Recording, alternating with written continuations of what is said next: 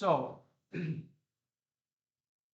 today we're going to do an introduction to Rhinoceros 3D. Let me just introduce myself. My name's Joe Cook. I'm one of the lecturers in the ADD team here at Manchester University, Manchester Metropolitan University, and I've been teaching Rhino since 2010. Most of you were probably just a twinkle in your parents' eye at that age. But I've been teaching Rhino since 2010, believe it or not. I know I do not look old enough to be able to be teaching Rhino since 2010, but believe it or not, I have been. I started learning Rhino back in 2009, when it was Rhino 4, and I really fell in love with the software. So I went and got my training from London. So I became a trainer with level 1 Rhino training. And then I went to Barcelona to the McNeil headquarters to get my Rhino level 2 certificate so that I could then train other people in 2011. So since 2011, I've been teaching Rhino, and it's one of my favorite 3D softwares to actually teach. I really love teaching Rhino. And it's because of the power of the software and what we can actually do with it, and the ability that we have to be very, very creative. So that's just a little introduction to me. I run my own architecture studio outside of Manchester University. I was educated in Vienna at the University of Applied Arts, where I studied in the masterclass of Hani Rashid.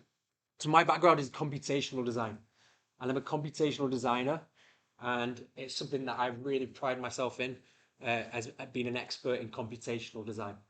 So I teach Rhino, I teach Grasshopper, and I teach the different workshops here at the university. So today's introduction to Rhinoceros will give you a brief overview of what Rhino is, and I'll explain to you how we're going to structure that in a moment. So the things that we're going to cover today in today's workshop, we're going to talk about what Rhino is. We're going to talk about the difference between NURBS and polymodeling, which is a fundamental principle for you to understand about Rhino. We're going to look at the Rhino user interface, and then we're going to look at some very fundamental principles of 3D modeling in Rhino. And I'm going to build a foundation for you today. Now, I don't expect that by the end of today, you'll know everything about Rhino. But what I do expect is that you'll have a very strong foundation to then build on. So then you'll be able to work your way through the academic year and start to expand the skills and the knowledge that we brush upon today. But what's really critical, like anything, is that when you learn something, the only time you're going to retain it is if you practice. Practice, practice, practice, practice. So I have a personal thing that I do, which is where I do a sketch a day. So I have like a sketch a day exercise that I do where I just model anything. It doesn't matter what it is. Sometimes I'll sit in my computer with no idea what I'm going to model, but I'll just model something. And just doing that for like 30 minutes to an hour a day can really help to improve your skills with the software. Just model anything. Doesn't matter. You're not going to break anything. The world is not going to end if you do something wrong. In fact, you're going to improve much quicker than you are going to do any harm if you practice. So practice, practice, practice. That's the key to learning and retaining any software. And then eventually, it will become like second nature to you. So they're the things that we're going to cover. As part of my teaching, I always reiterate to my students, if you have questions as we go through, do not hesitate to ask. Okay? You've heard that adage that if somebody asks questions, they're stupid for a moment.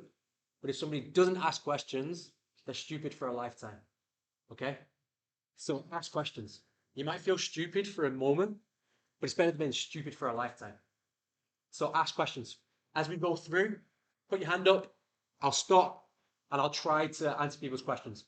If it's something that I know I'm going to cover as a topic and will benefit everybody, I may say to you, that's a really great question. We're going to come back to that in a moment, and I'll strive to answer your questions. If it's something that I feel that the whole group could benefit from, I might stop everyone and say, let's let everybody listen to this, because this is important for us to understand. Okay? So, any questions to begin with? Any questions? No? Perfect. How many of you have used Rhino before? Okay, how many of you have used Rhino, let's say, to a beginner's level? Okay, most people. What about to an intermediate level? Yeah? And does anyone want to be bold enough to say they've used it to a pro level? I would say it's hard to differentiate some of those things sometimes, but they say that like to be an absolute expert in something, you need 10,000 hours. You heard that before? The 10,000 hour rule. That if you want to become an expert in something, you need to do it for 10,000 hours, and then you'll be an absolute world-class, impeccable person at that thing. So start now. Your first hour begins today. And then you've got 999,000 to go, or something like that. 9,999 to go. Brilliant. So what is Rhino? So Rhino was a 3D modeling software that initially began. Does anybody know what Rhino was initially used for when it began? I'll be impressed if people know the answer to this. Rockets? Who said rockets? You said rockets? It was actually not rockets. Any other guesses? It's a great guess, by the way. So it wasn't the aeronautical industry. It was another industry. Anyone want to hazard a guess? Say that again. Product design? So kind of product design, industrial design. So it was marine design. So boats. So Rhino started by designing boats or yachts. And that's how Rhino began. And it began as a software for designing boats. Now, architects saw that this was actually a really great software so that we could actually potentially use within architecture. And they also developed product design and manufacturing facilities for product design and manufacturing. But then architects really started to then adopt this software and say, this is a really great software because it allows us to do things that we couldn't do in other 3D modeling softwares. So that's the little introduction to Rhinoceros. It's been running for many, many years. Like I say, I started using Rhino at level when it was Rhino 4, and now it's Rhino 8, and they're just about to release Rhino 9. So we've seen an evolution of Rhino since it began, but the fundamental principles have never changed, and that's what we're going to be brushing upon today. So there's one very fundamental principle that I want to teach you about Rhino, and that's this principle. Rhino is a NURBS modeling software. Okay? Does anybody know what NURBS stands for? If you want to Google it, by the way, if you want to Google it, I'm a huge advocate of the fact that use the tools that are available to you. So just Google it if you want to find out what it is. What is NURBS? Does anyone want to tell us what NURBS stands for? NURBS. Yeah, go ahead. Just give us what NURBS stands for and then a brief definition. An mathematical model used in computer graphics and CAD to represent problems, freeform curves, and surfaces with high precision. Perfect. Great. So non-uniform, is it rational, these slides would say? What is it? Representative. Yeah. So essentially, what that means is, how many of you have used Photoshop before? Yeah. How many of you have used Illustrator before? What is the fundamental difference between Photoshop and Illustrator? Does anybody know? Go ahead. Raster. Vector. So that brings us to a really great question. Did you want to add anything to that, by the way, or did she cover it? No? Yeah? What's the difference between a raster and a vector then? Go ahead. Never uses quality. Yeah. As a raster, it's a mix. So as you zoom in, it does use quality. Great. Yeah, perfect. So a raster is like a little square in space that if you were to zoom, it would lose its fidelity. A vector, on the other hand, never loses its fidelity. The question is why?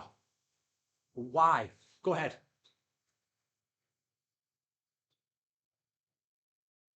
Yeah, exactly. Perfect. So one's mathematically calculated and the other one isn't. And that analogy we can use with understanding what NURBS are. Okay? So a NURBS is like a vector. It's a mathematically calculated line that's perfectly calculated. A polygon, on the other hand, is like a raster. Okay? A polygon is like a raster where it's like a square in space. Okay, so I wanted to help you to understand what the difference is. So I'll give you an example. So on the left, we have this mathematically calculated sphere that uses these mathematically calculated points and then points between those points to then represent the geometry that we see here.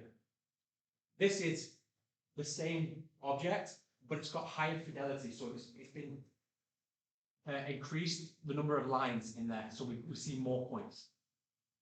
If the points were coincident in the space, that would be more akin to polymodeling, like a polygon that has points at each end. So a sphere is not actually a sphere. It's just lots and lots of flat faces that make it look spherical.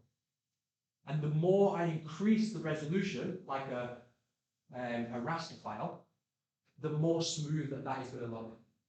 Does that make sense? So this one is mathematically calculating the smoothness. This one is simulating the smoothness. Okay? So that's the difference between a NURBS and a polygon. Does that make sense to everybody? Yeah? Anybody have any questions about that or anything else about it? So one of the things that I will teach you as we go through this is why NURBS is good and why polymodeling is good, and why we might use both in different contexts.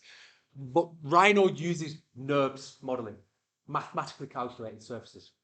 Now, I can see a problem, though, when we start to try to mathematically calculate double curved surfaces, so surfaces that curve in two different directions, this is where NURBS begins to struggle a little bit. Okay? So if I had a double curved surface, so imagine this sphere, for example. This is just like a sheet that has been folded in on itself perfectly. So I can unfold it, and I can fold it in on itself. Okay? It's mathematically calculated. Now the problem is, if I start to do a double curved surface, I'm going to really struggle to try and fold this sheet in a double curved way. And this is where polygon modeling can become really useful for us, and I'll explain to you how that works shortly. Okay? Everyone following along so far? Everyone okay? Okay, great. So the next thing that I want us to do is I want you to open up Rhino on your screens at present. And I'm just going to quickly go through with you the user interface of Rhino. So if you can open up Rhino 8 on your computers. And I will just do the same thing. So I'm just going to close all of my different notifications. And what I'm going to do is I'm just going to open up Rhino 8.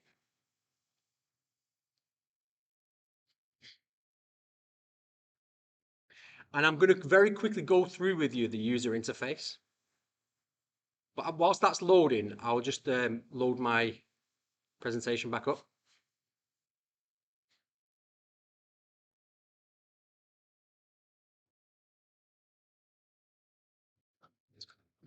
And I want to just very quickly go through with you the different user interface.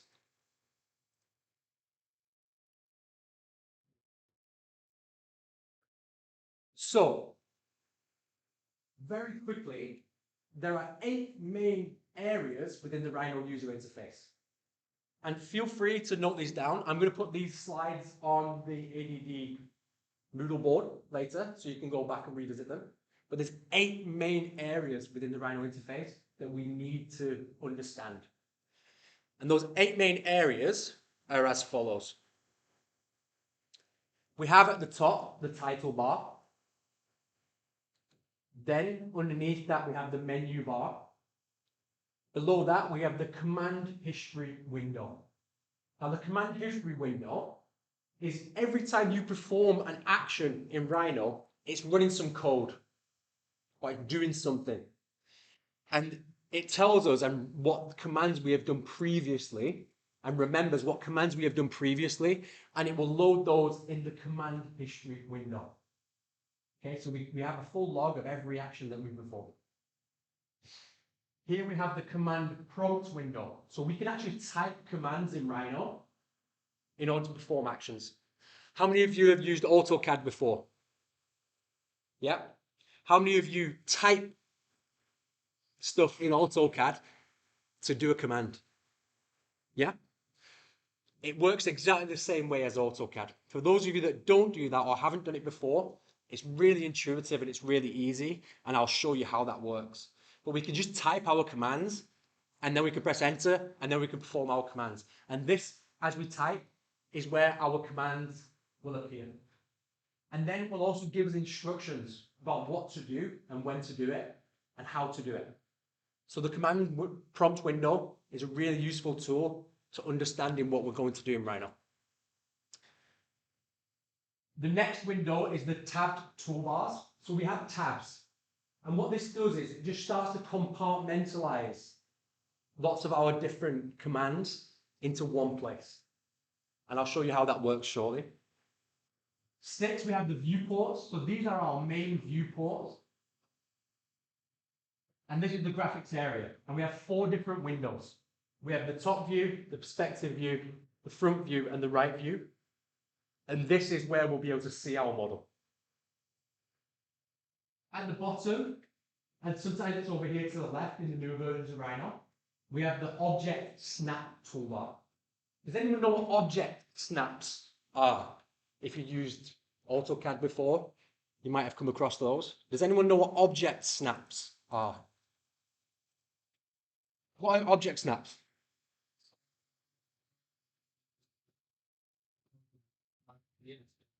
Yeah, great. So it's like a point, and it will automatically snap to that point. So an example might be the end of a line. So your object snap might be end, the midpoint of a line, mid, the center of a circle, cen or center. And these are our object snaps. Great. We have the status bar also at the bottom here. And on the right-hand side, we have the panels where we can keep our layers and we can start to organize our model. So they're the 8 different areas. So what we're going to do now is we're going to fire up Rhino. And I'm just going to share my screen with you. I'll just throw it over there. Brilliant. So here we have the Rhino screen. And what you'll see is mine is in dark mode right now. I think the newer versions of Rhino have an automatic like dark mode functionality. The university computers, it's just automatically in light mode, but it's exactly the same. The user interface is exactly the same. Mine is just in dark mode. So as I mentioned before, what we have here, if I just very quickly,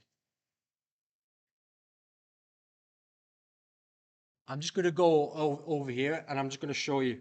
I'm just going to change my screen 1 second to mirror my screen so I can see both.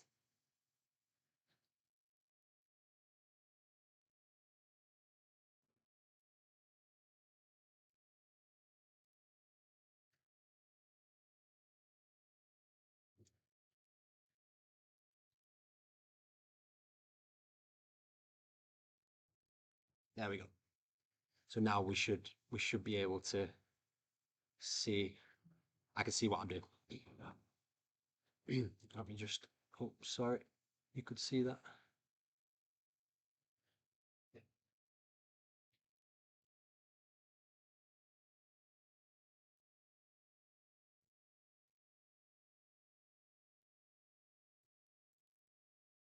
There we go. Okay, So what you can see here is our Rhino interface. Now, one of the things that we want to focus on now, as I've just gone through the user interface, is the command bar, which is just here at the top.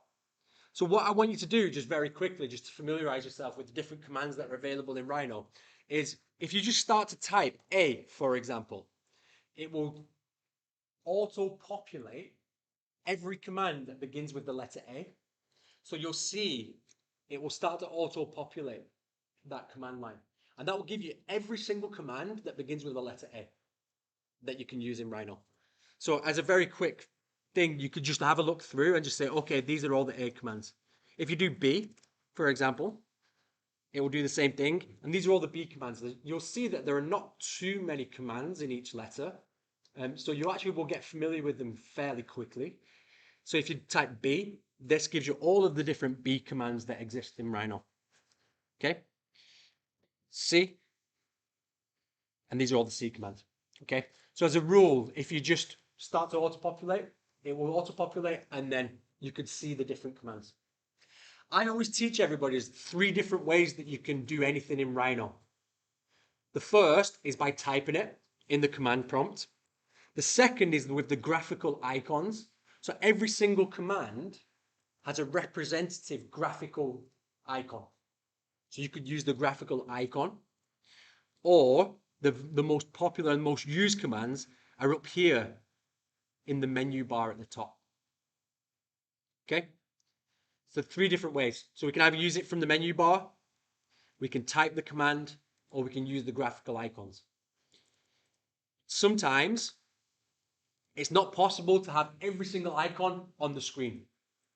So what Rhino does, it gives you the most popular or the most used icons on the left-hand side by default. And then if you look in the different tabs here at the top, these little tabs, then it starts to compartmentalize and bring those icons into their own tabs. And we can add to these tabs, or we can take away from them to start to build our own interface. So if we have certain commands that we use all the time, we might say, okay, I'm going to change this tab, and I'm going to put one in there that I always use. And in order to do that, if you look at the little cog on the right-hand side, we can just click on that cog there, and you can put show toolbars, new toolbars. If I click on show toolbars, it will show you all the different toolbars that exist for Rhino. Okay? So if you go here along the right-hand side and click on this cog where the tabs are, you'll see all the different toolbars that exist in Rhino. And if I was to open one of those, for example, if I was to open Circle, it's now added Circle to my tabs here. Okay, if I untick Circle, it will remove it from my tabs. So you can start to add or take away different commands depending on how you want to use Rhino. Okay? Any questions about that? Yeah. Okay. Okay, bear with me.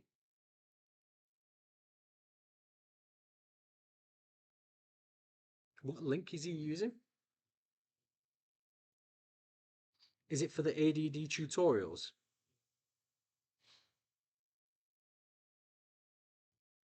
So let me see.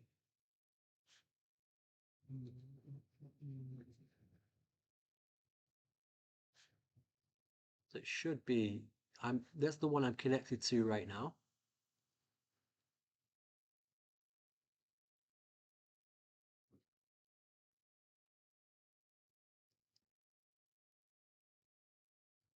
Let me just check.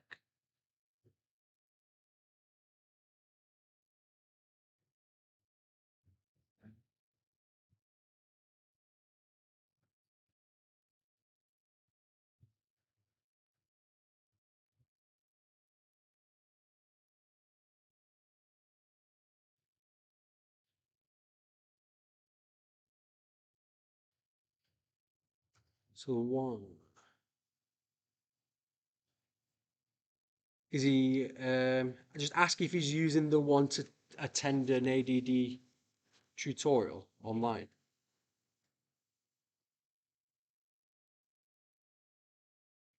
Let's try this one.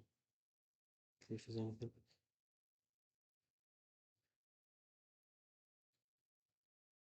Weekly tutorials. Yeah, so this is the one that I'm on right now.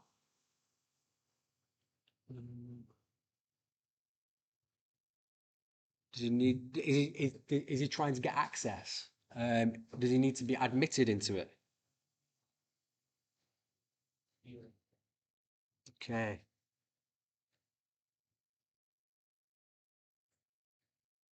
See, I'm the only one in this meeting, so just bear with me. Just bear with me 1 second.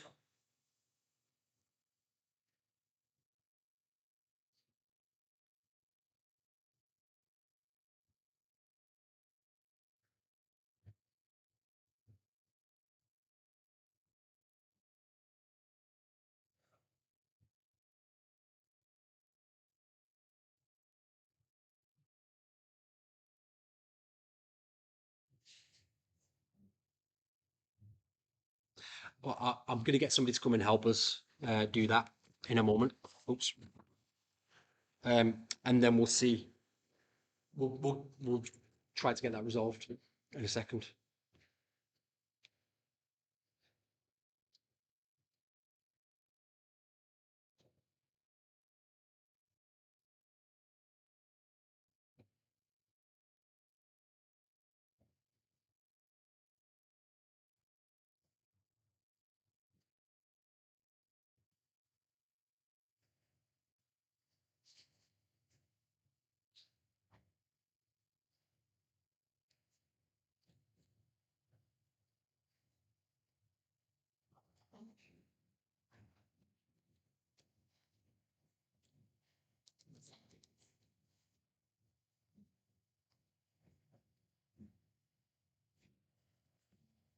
Okay.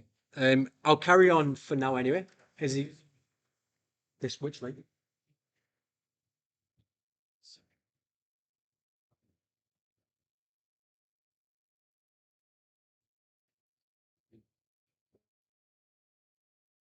Find it.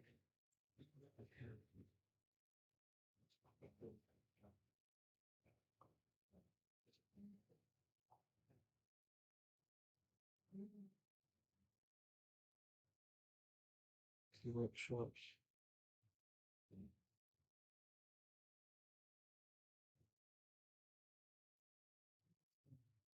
I'll use this one.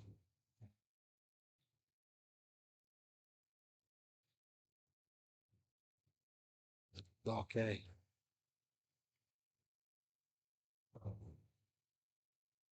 Hello, everybody.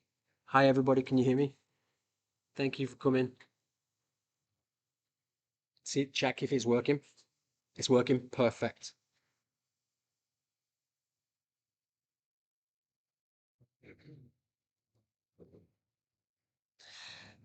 Okay, thank you. Sorry about that. I don't know what the issue was there, but we were having an error with the link.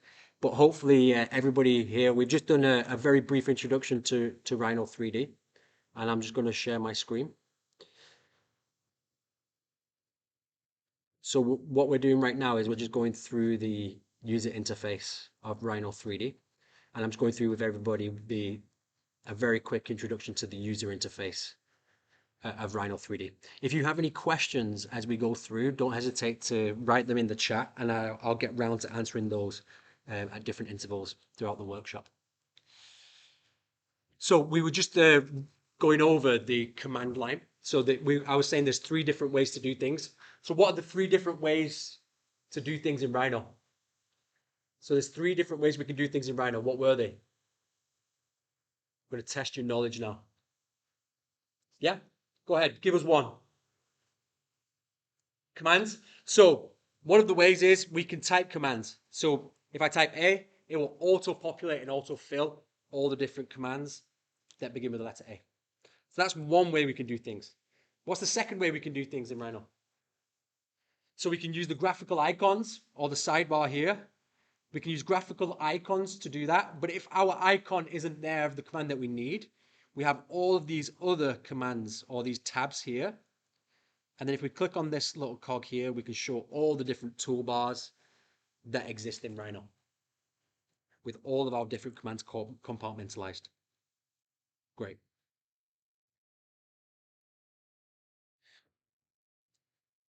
Next, we're going to go and have a look at the different user interface icons that we have here. So as I said previously, we have these 4 windows in the center, and this is where we can start to model and create different models. So let me just very quickly show you. If I want to know which viewport is active, it will highlight in blue in the top left corner. So if it's highlighted in blue, it means that that is the active viewport. So I'm going to click on the different viewports, and that is the active viewport. If I want to maximize a viewport, I just double click in the top left corner and it will maximize that viewport. If I want to minimize that viewport, again, I can double click and it will minimize that viewport. Okay, double click. And here at the bottom left, we have the tabs also for those different viewports that will tell us which one is activated.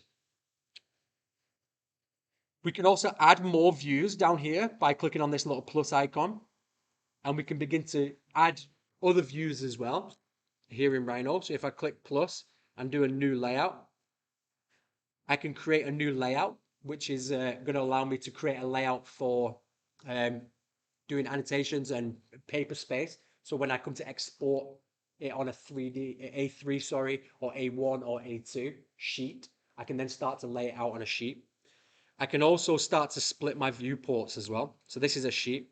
This is now my sheet space. If I double click on it, I'm in my model space. Double click again, I'm back in my sheet space or paper space. Okay. And then we have the object snap tools here, which are on the left. They used to be on the bottom, but now they're on the left by default in the bottom left corner. And these are our different object snap tools. And then we have these other tools here along the bottom where we can do grid snap, ortho, which I'll show you in a moment. And on the right hand side, we have all of these panels where we've got our layers, object information, we've got our display information. And this is one of the best kept secrets in Rhino. We have this little help section here. If you click on the help section, and then if you just click on any command, it will tell you in very, very brief terms what that command does. So as you're starting to learn Rhino, having that open on the right hand side can be really, really useful because it will help you to understand what that command does and how you do it, essentially. Okay, so that's the right hand side and it's the help menu. So it's like a little question mark in a blue circle. Okay. By default, the layers will be there, but if you want to activate that, you just click on this little help button and then it will tell you every command. Okay. I'll just quickly go into the chat and I'll just make sure that we don't have any questions there. Does anybody have any questions in the chat? Feel free to post them into the chat and I'll strive to answer them as we go through. Doesn't look like we've got any right now, so I think let's go. Sure. So in order to get to the paper space, let me just show you again. So if I want to create a layout, all I need to do, just bear with me, doesn't like that. All I need to do down at the bottom is, you see that plus icon in the bottom tabs? Just click that one time and then create a new layout. And you can start to specify the size that you want the paper to be. And then we've created our paper space. So then that's ready for layouts. So if we're doing CAD drawings or architectural drawings, we can then put them into here and then lay them out. That you can print from there. Yeah. And I'll show you how that works. We can have different views, for example, and we can do it landscape or portrait. Somebody asking? I'll go back. Oh, did it go off? Is it back? Okay. There we go.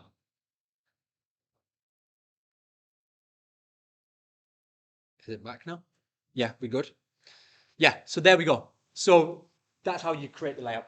And if you look on down here, because I'm on the layout, it shows us here on the right hand side how that layout works. Okay, great. Okay, so now one of the most fundamental and most important questions in Rhino, and it's one that I'm actually going to reiterate on here. This is a rule that I always teach my students that will allow you to essentially do anything in Rhino. I think is it unplugged? There we go. Will allow you to do anything in Rhino. And that is, you have to ask yourself one of these 4 questions. And that will then give you the idea of what it is that you can do next or what you want to do. So ask yourself is, am I creating geometry? Am I editing geometry? Am I transforming geometry? Or am I annotating geometry? Okay? And everything that you do will fall into one of those categories. So either you're going to be creating something from scratch, you're going to be editing something you already have, you're going to be transforming something you already have, means that you're manipulating it, or you're going to annotate it, which means that you're going to put dimensions on it, or you're going to specify what it is in some way. And everything that we do will fall into one of those categories. So when it comes to creating geometry in Rhino, I want to just very quickly show you how we do that. One of the most fundamental and critical things to remember is these tabs up here when it comes to creating geometry. Okay? I'm just going to maximize my perspective viewport. So, there are several different types of geometry that exist in Rhino. The first one I'm going to do right here. And that, does anyone know what that is? Can you see it on the screen? It's this little dot here. Does anyone know what this is called? A point. Okay, so that's the first thing that we work with in Rhino. Points. Okay? Now what would happen is if I was to connect 2 points together, I'm just going to make sure that I've got a point on over here. So if I was to connect 2 points together, what do I have now? A line. Now, one of the most fundamental differentiations in Rhino is we use the term line and curve interchangeably. So a line is one type of geometry, but it actually, in mathematical terms, or we call it a curve. So any line that goes from one point to another, we call a curve. But it could have multiple points. So a line typically will go from one point to another, but sometimes they also have multiple points, which means we call that a curve. Or it doesn't necessarily mean curve in the sense that it curves, because it could be straight, but we always refer to lines as curves within Rhino. So whenever we're creating this, we'll call it a curve. Okay? So we have points, we have curves. The next piece of geometry that we have, so let's say that I took this line and I was to extrude it upwards. So I'm going to take this line, I'm going to extrude it. So we now have our next piece of geometry. So I've got a point, I've got a curve, and I now have my next piece of geometry, which is what? What's the next piece of geometry? A surface. Well done. So this is a surface. What is a surface? What is a surface, would you say? How would you differentiate that, or how would you tell somebody else what a surface is? It's a plane. Yeah. Can it always be planar though? Okay. So what makes a surface a surface? So it's a plane. It's not necessarily solid, because we're going to come to solids in a second, but it is still, but it's infinitely thin. It has no thickness. Okay? So it has no thickness until we give it thickness. So that's how we can differentiate what a surface is. It has no thickness. Okay. Now, let's say that I was to take this surface and I'm going to extrude this surface. I'm going to type extrude SRF for extrude surface. And I'm going to extrude this out. So now I've extruded it out, but it's hollow. We call this a polysurface. So this is called a polysurface. What do you think a polysurface is? What does poly mean? Does anyone know what poly means? Multiple? Yeah, so it's more than one. So poly. So it's more than one surface. But they're connected together. So we call this a polysurface. Okay?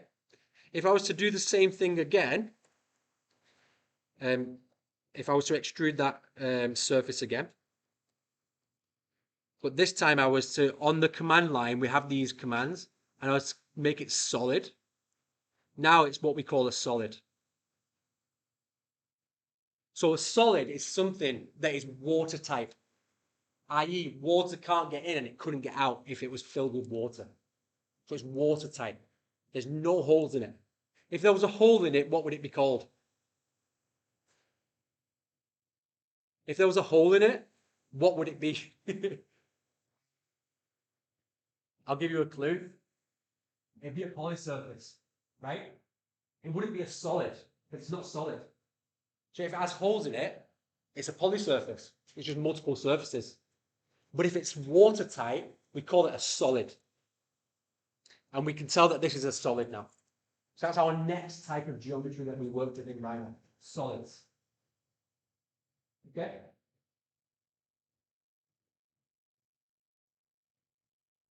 The next type of geometry that we work with in Rhino is one called sub D, which is I'm just going to create another.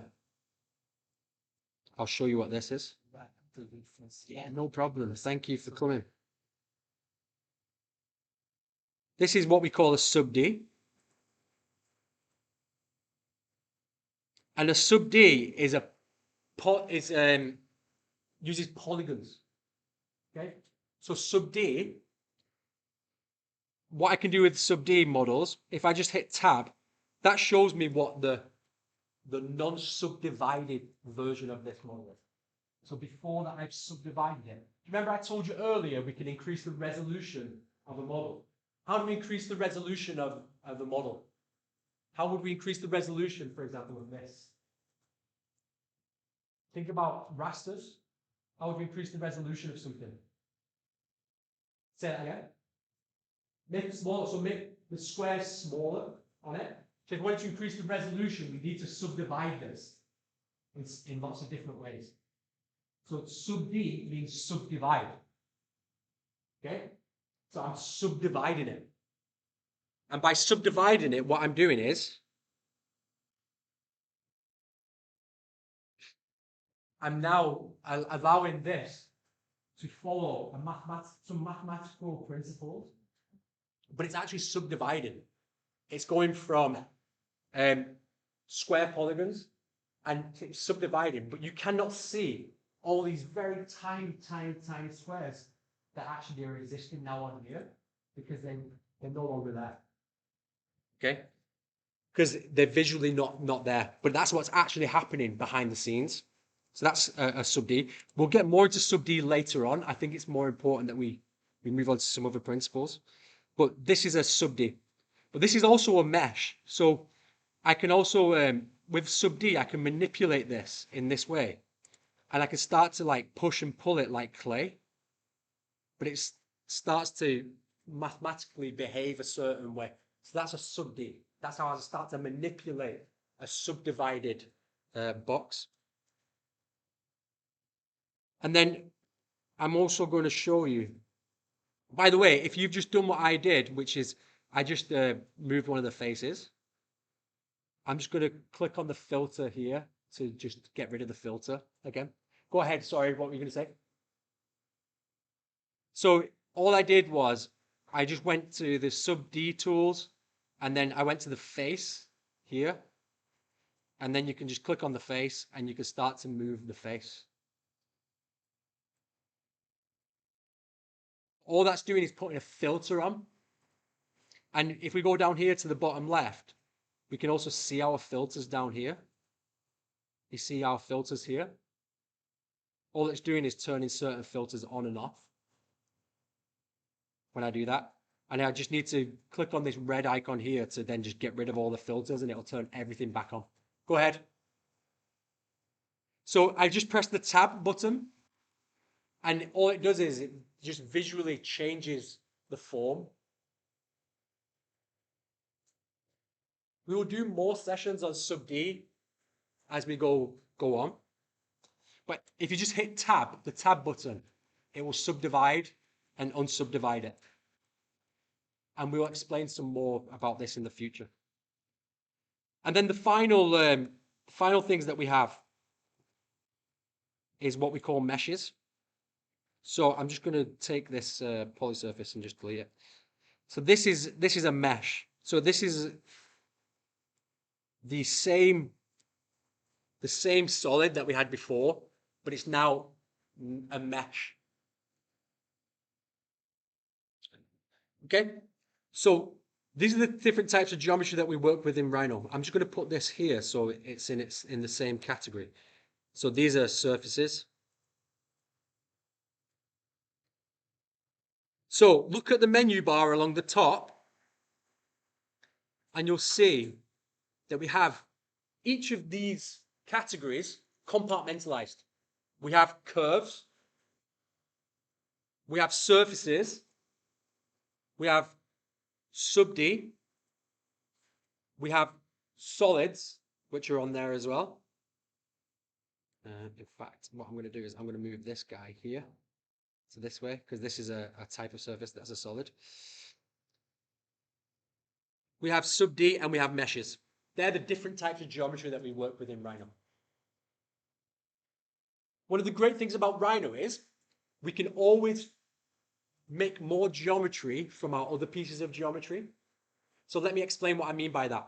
I'm going to demonstrate it, so just watch what I do, and then you'll understand.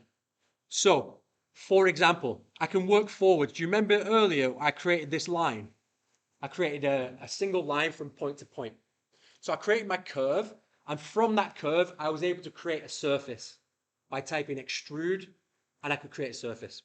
So I took my line, I typed extrude, curve, press enter, I extruded it upwards, and now I have two pieces of geometry.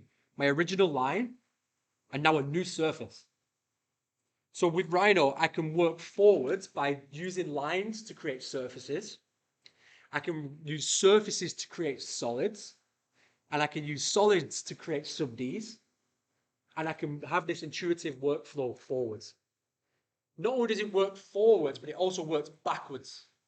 So, for example, let's say I'm like, okay, I want to take the corner of these lines here.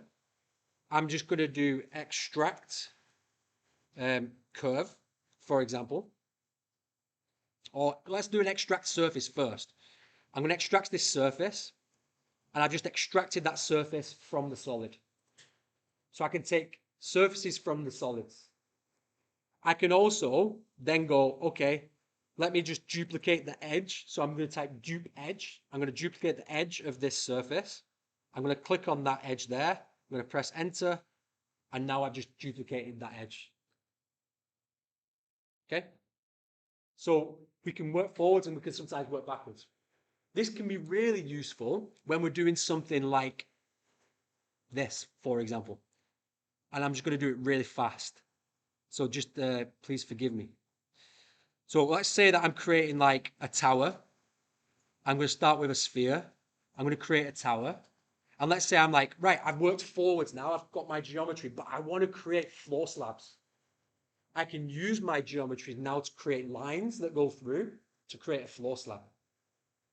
So I can say, okay, I'm going to use this as my reference geometry. I'm going to use a command called contour, which what it does is it contours through an object. I can press enter. And then in my front view, what I'm going to do is I'm going to select the bottom here, and I'm going to select the top there. And then I'm going to specify the height of my contours just very quickly. And then boom, I've just managed to create these lines from that surface. So I can use geometry to reference other pieces of geometry. Now, what I can do is go, okay, now I've got my lines. I can now extrude these lines and give them thickness. So I can do extrude curve. And let's say I just give them a little bit of thickness, but I need to make it solid. So I want to make sure solid is turned to yes. And boom, now I've got all of my floor slabs boom, boom, boom, in my tower. Okay, so that's an example. So if I do cell last, I'll just select the last item. So now what I've been able to do is rather than having to start with my floor slabs and then create my surface around it, I've started with my overall mass, and then I'm able to work backwards from my mass. So we can work forwards in Rhino, and we can work backwards. And then we can create this like loop where we can go, okay, I'm going to do something forwards, then I'm going to go backwards, then I'm going to go forwards again. So that was an example of what I did then. So I created the mass, I went backwards and said, I'm going to create some curves, and now I've gone forwards again and created the slabs by extruding them. And so it's a really iterative way of working when we start to do that. Okay, so I know I'm demonstrating things here, but this is going to be a recorded session. So anything that you might not fully follow, just go back over the session afterwards and you can see exactly how I did the things that I did. So this is one of the most critical things to learn in Rhino. The 4 different types of geometry that we essentially work with, and then how we can create them. Okay. So what I would like you to do now is, I want you to just go over to the curve menu, just over here.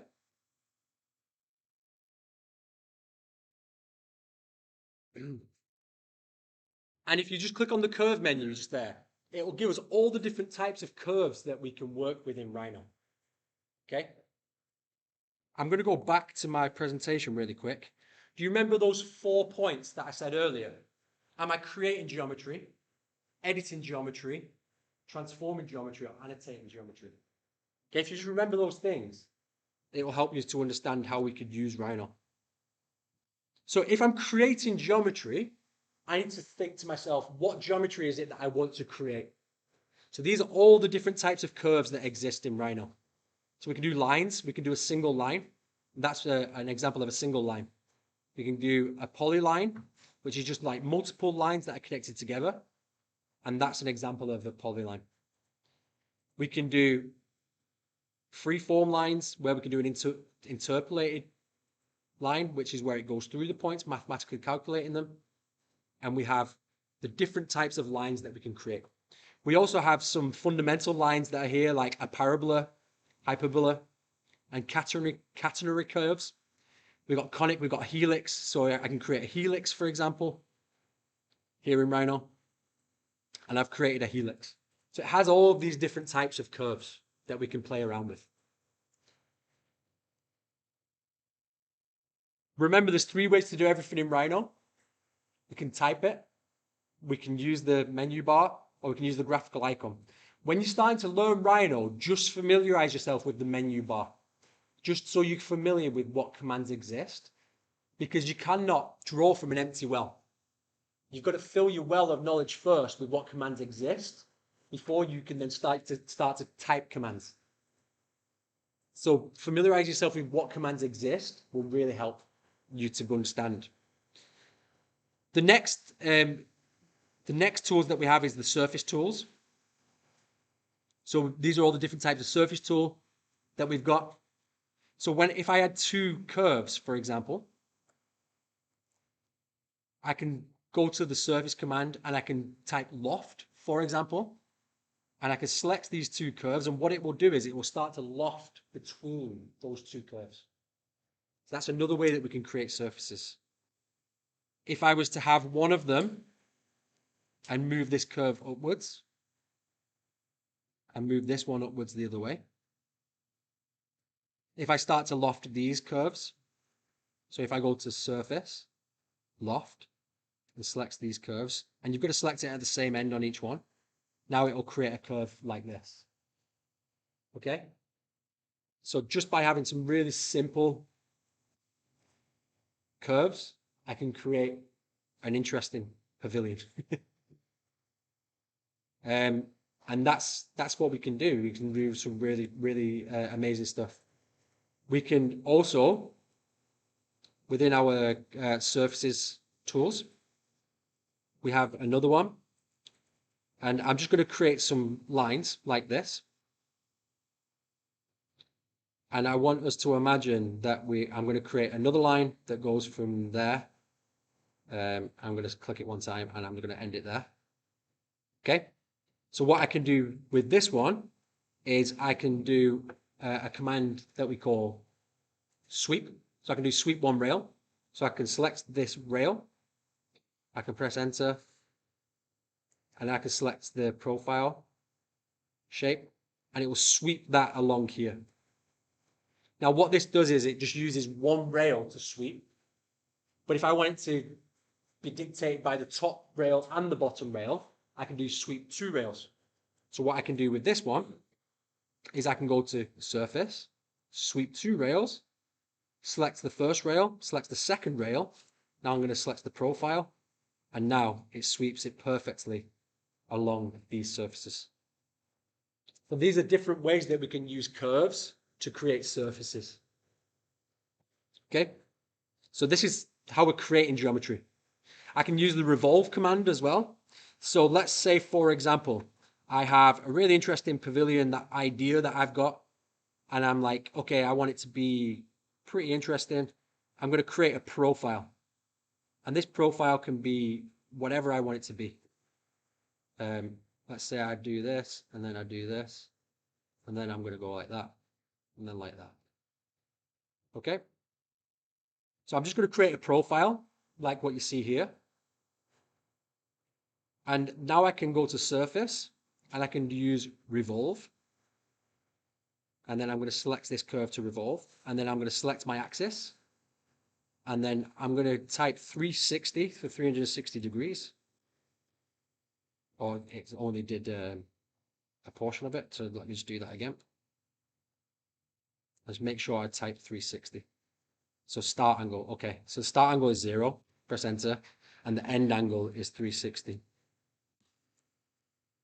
And now I've created like some kind of canopy just from a really interesting profile curve that I've created like some kind of like pavilion or something that I can, that's just taken my profile curve and then allowed me to then revolve it. So as you start to understand geometry better, you'll start to understand how you can use these tools to your advantage. Okay? So now that that's revolved and it's revolved all the way, it's now a solid. It's now closed, it's watertight. So it's now a solid. So let's say, for example, this is something that I want, and I'm like, okay, I want to get this edge. Remember what I said earlier? I can go to curve, and I can go to curve from objects, and I can duplicate the edge, for example, and now I've been able to pull the edge off here. Okay? So these are some of the surface commands. So we've done some curve commands, surface commands. We also have solid commands, which is, we have platonic solids. Does everyone know what platonic solids are? So when I say platonic, so platonic solids are things like sphere, cylinder, a box. They're platonic solids. And so, for example, we've got pyramid, we've got sphere, we've got cylinder, we've got cone. So I can go to sphere and I can create a sphere. I can go to cylinder and I can create a cylinder. So these are our platonic solids, or solids that are just fundamental geometry, geometric solids. And we've got a cone, where I can create a cone, etc. So you can feel free to have a play around with this as much as you want. Like I say, you're not going to break anything. No one's going to get hurt. And you just can play around to your heart's content. And then we can go from there. I'm just going to very quickly check the chat, see if we're still good.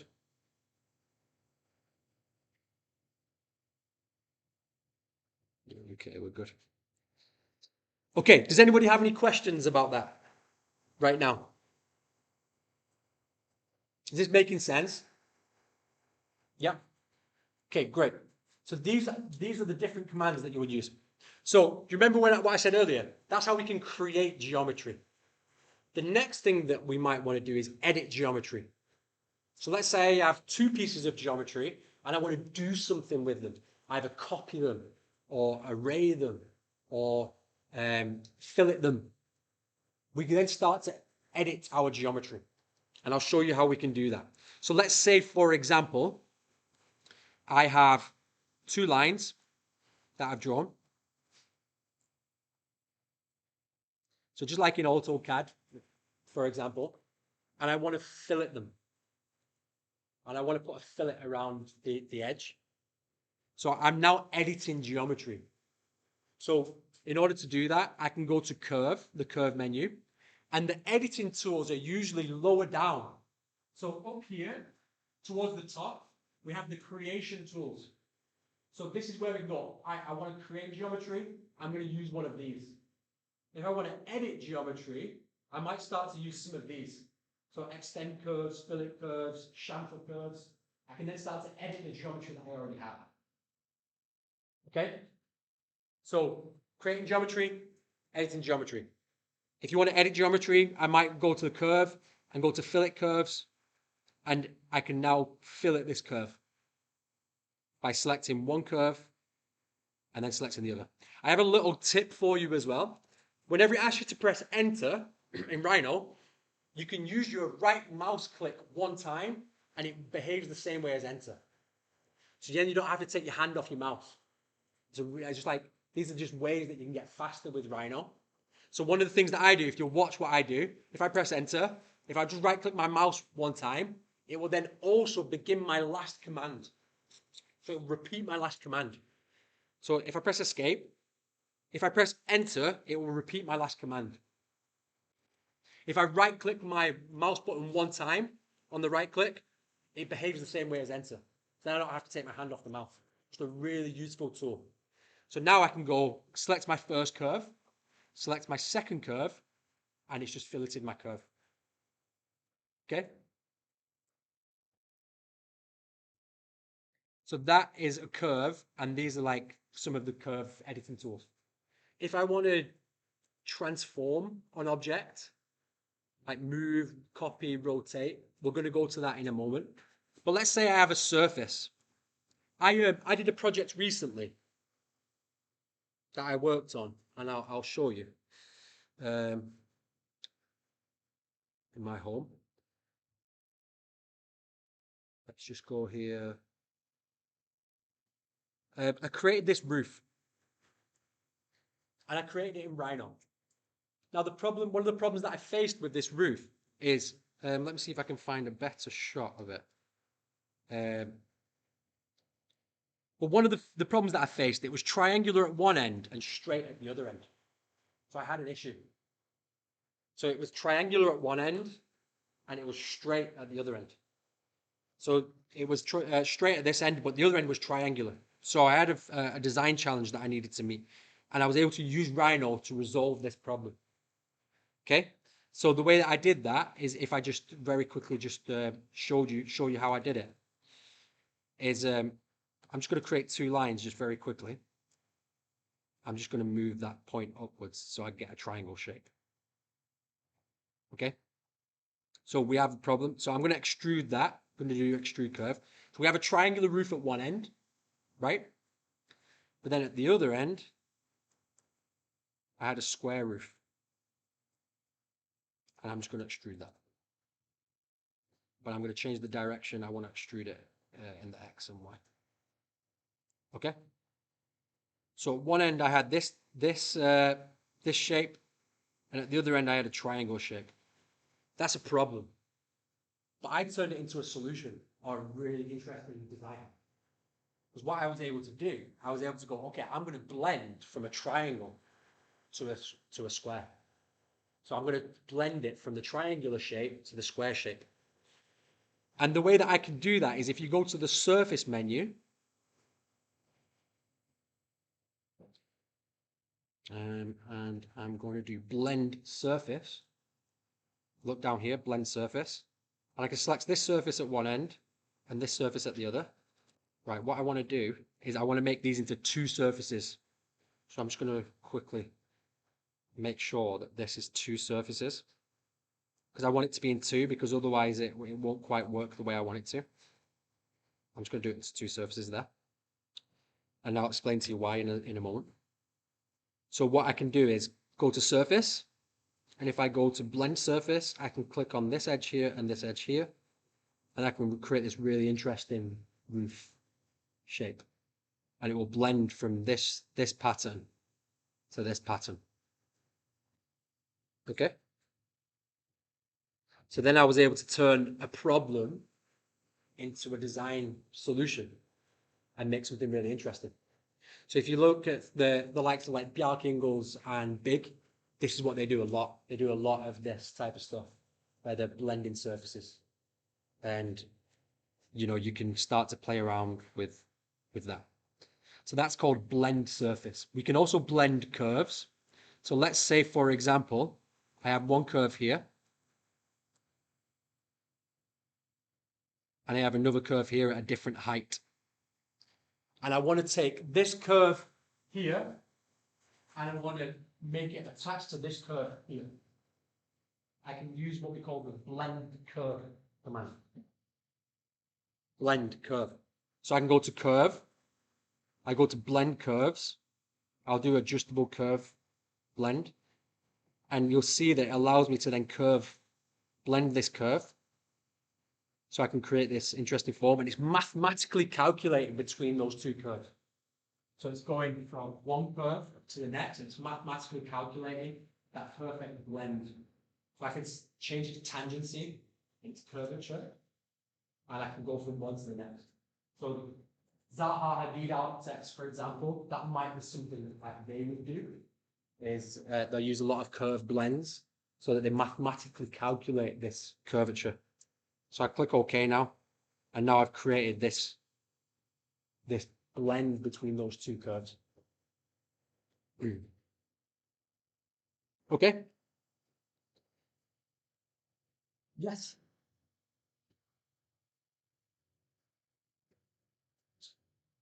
So SketchUp works with meshes. So the hard thing is going from meshes to NURBS. So this is why I always use Rhino. I started my architectural journey using SketchUp, but SketchUp uses meshes and everything is mesh based. Whereas this gives us more flexibility because NURBS are more controllable. We can control them. So once we've created something in SketchUp, it exists. It's a destructive workflow. Once it exists, it exists. And with Rhino, we can start to, you know, play around with what we create, and we can create new things. Okay? Does that answer your question? So we can export it to SketchUp, and we can bring SketchUp to here, but it's a different format. So if we were to bring a SketchUp file in here, they would come in as meshes, not as NURBS surfaces. So for example, a simple square would come in like this. And we don't necessarily want it like that because we've increased our number of faces, and we don't need that. We don't need that many faces for just a simple box. Does that make sense? So, but we can export between the two. But my advice to anybody is use SketchUp. It's a great learning tool for understanding massing and geometry and how to push and pull things. But if you want to go to the next level, learning Rhino is like an industry standard, depending on where you work, and it's a really useful tool. Because I'll show you why in a second, because there's so many things I can do with it. Any questions, by the way, so far with this next part? Any questions? Is everybody following along? Yeah? Does it make sense? Anybody struggling? Anybody doesn't understand? No? Okay, cool. So they are the main things that we can do if we want to create geometry and start to edit geometry. Okay? I can also trim certain things. So for example, let's say I'm just going to go in the top view for really quickly. I'm just going to double click on here. I'm going to go in the top view. Oh, sorry. I think it's, yeah, should come back in a second. There we go. Sorry about that. I'm just going to go in the top view for a moment. And you'll see that my view right now is in what we call wireframe mode. If you want to change the view mode, if you just click on this arrow at the top next to our the view title, we can then change it to like shaded, or we can change it to rendered, or we can change it to ghosted. But these are the different viewport styles that we have. So if I click on shaded, for example, and I'm just going to draw a circle above this this line here, and I'm going to just bring it above. I'm just going to go in the perspective view. I'm just going to select my circle. I'm just going to bring it above so we can see it when I'm in the top view. And I'm going to now go to edit. And if I want to edit this geometry and trim away the circle from the other surface, I can go to edit and I can go to trim. And then if you follow whatever it says on the command line, Rhino will tell you what it wants and it will tell you what to do next. So it's saying to me here, select the cutting object. So just follow what it says and you'll never go wrong. So I'm going to select the cutting object. So this is my cutting object, this guy here. I'm going to press enter. And it says select objects to trim. So now I'm going to select this object here and it's now going to trim away this object from this surface. So that's how the trim command works. This is, again, I'm editing geometry. So the first part is creating geometry. Next part is editing geometry. And what if I want to then transform geometry or start to play around with it? So for example, let's say I have a series of pavilions and I'm like, okay, I want to start to copy these. If I click on transform over here, I can click on copy and I can start to copy this guy as many times as I want here in the user interface. So let me repeat that again for you. I'm going to go to here at the top, transform, click on copy. It's going to ask me to select the objects that I want to copy and press enter. I just click my right mouse button one time and then I can just click and start to copy this around as much as I want. You'll see that these ones are actually like moving in the user interface. If you want to make sure that they remain planar, then doing it in the top view will make sure they always remain planar. If you do it in the perspective view, it might send them here because it's putting it in 3D space. But if I want to keep it planar in the X, Y, then I'll just go in the top view. Because all that the menu bars, these interfaces are, is the top view is just the Y and X. And if you look in the bottom left corner, it tells me which it is. The front view is the Z and X, and the right view is the Z and Y. And the perspective is obviously all three axes. Okay, so that's how I can start to transform geometry. If I want to do other transforms, for example, let's say I want to do an array, I can go here to transform. I can click on array, and let's say I want to do a polar array, which is where I'm going to do it in a circle. I'm going to select this item. I'm going to put my center point here. And then I can start to play around with how much I want that to array, for example. So I'll do that again. I'll go to transform, array, polar array, select an item, press enter when done. The center of the polar array, so let's say it was here. And then the number of items, let's say I want 12 items. And I'm going to go 360 degrees. I'm going to type 360. Boom. I've just done a polar array of all of those items. So now you've seen I can create and transform my original geometry. Okay? Any questions about that? No? Great. I can use some of the other transform tools. So for example, let's say I want to do a really cool tower, twisted tower. You can tell that I like towers. I'm just going to extrude this, this upwards. So let's say I have this shape here and I want to do a cool twisted tower. So I want to twist it. I can use the transform tool and I can go to down to twist. And then it says select the objects that you want to twist. So this is the objects that I want to twist. Press enter when done. And it says start of the twist axis. Now I want the start of the twist axis to be in the center down here.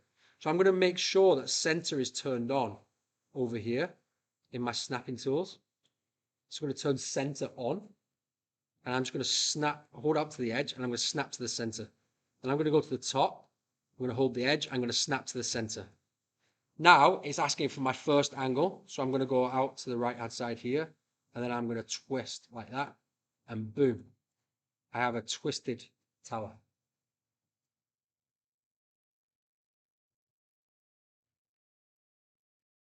So that's how I can use the twist transform tool. Do you actually want to have a go at doing that one? Because I think that might be quite enjoyable.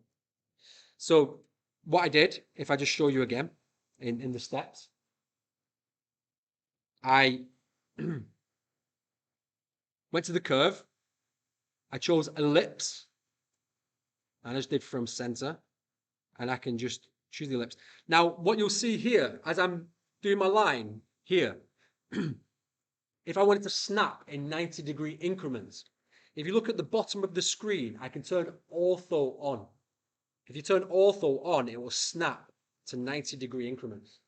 If I turn ortho off, I can move freely again. If I turn ortho on, so if I turn that on, I can now snap out to the side, and now I can do this, and it should be absolutely fine. Okie dokie. So that I just created an ellipse. So once we create the ellipse, what I'm going to do is I'm going to create a solid from it. So I'm going to go to solid, and you see here, I'm going to go to extrude planar curve. So go to solid and go down to extrude planar curve. And I'm going to do straight. And then I'm going to follow what it says is select the curve and press enter, and I'm just going to extrude it up. Okay? Has anyone not got to that point? Do you want me to repeat that? Does anyone need me to repeat that? Has everyone done it? Amazing.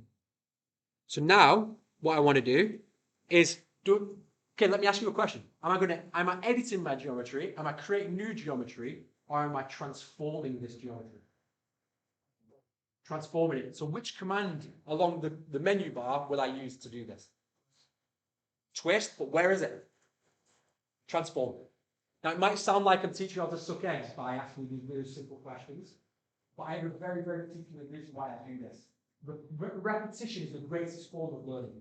If I just keep repeating these things so you understand, eventually you'll be able to tell me where these things are, and it will just become second nature to you. So we're going to use the transform command because we're transforming geometry, right? So let's go to the transform tab along the top. Now, what command do we want to perform? We want to twist it. So let's go down to twist. So if we go down to twist and click on it, we're just going to follow what Rhino tells us in the command bar. So it says, select the object that you want to twist. So we're going to select the objects that we want to twist. It says, press enter when done. What's our fastest way to press enter? Right mouse click. Perfect. So right mouse click one time, and we've pressed enter. We need to make sure over here in our object snap that center is turned on, it's ticked on. And then we're going to go here and we're going to use our left mouse button to just navigate around by squeezing it. And then we're just going to hover to the edge of the object. The center, you can't choose the center by going to the center. You choose the center by going to the edge of the object that you want to find the center of. So if we just go to the edge and we just click, and then we just navigate around again by using our right mouse and squeezing it, we can just navigate round to this other side, and we're going to select the center there, and we're going to click again. And now it says, select your angle for the first reference point. If I want to stay in 90-degree increments, I'm going to turn my ortho on and make sure that that's on. And I'm just going to twist this 90 degrees. So I'm just going to click out.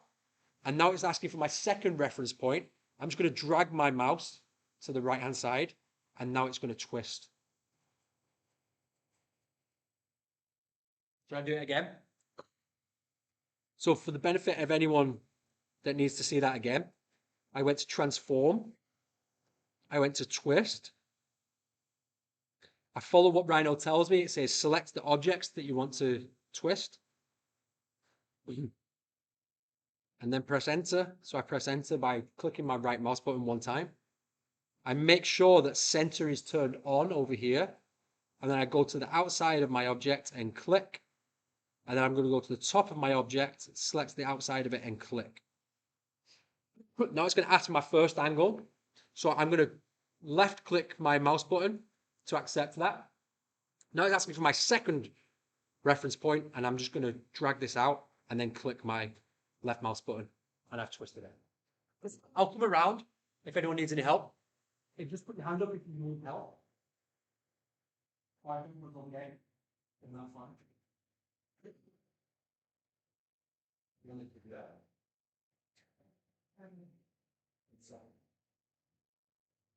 It's going to be hard. Twist this again and say that it's working. So what is happening to me?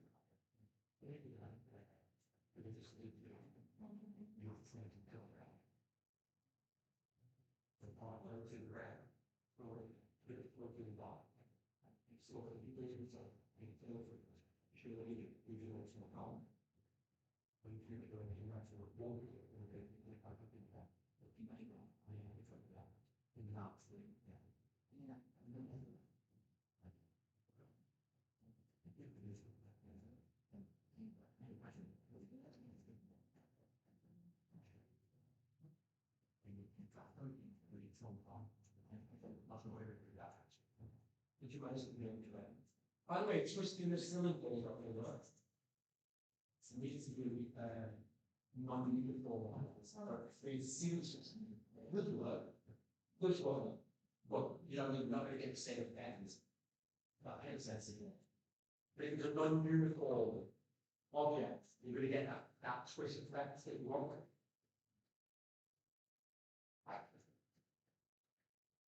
So what's happening there is you put the axis somewhere that's not the next in the set axis. So, by the way, let me just show everybody this, by the way. If you want to undo your command, you can just use Control Z. So if you want to undo your last command, just do Control Z, and that will undo your last command. I know that some people weren't able to create an ellipse. What some people have created is a cylinder, which is fine, but we're not going to get the same twist effect on a uniform object. So if you wanted to scale that, we can use the gumball to do that very easily. And the way that the gumball works, it's just down here in the bottom. We just need to click that on. And the gumball is this icon here, which is the blue, green, and red. And what we can do with the gumball is we can move an object. We can rotate it. I'll show you that way. We can rotate it. And we can also scale it by using these guys here. So, and it will scale in the axis depending on the color that is being used. So if I wasn't able to create my ellipse, I could still create an ellipse from my cylinder just by scaling it inwards. So I can use the gumball to do that. Another way that I could do that is by using the commands. You remember transform? So I'm transforming this geometry. I'm manipulating it. So I can use the scale as well. And I can use the scale command in order to do that as well. Okay. So now you can start to create interesting forms. If you wanted to create like your twisted tower, and then do you remember I showed you the contour command earlier? We could then run the contour command on it and create floor slabs to create like a twisted tower and then create floor slabs, for example. I'm just going to check the chat really quick and just make sure that everyone's okay. Is everyone okay in the chat? If anyone has any questions, feel free to just ask away.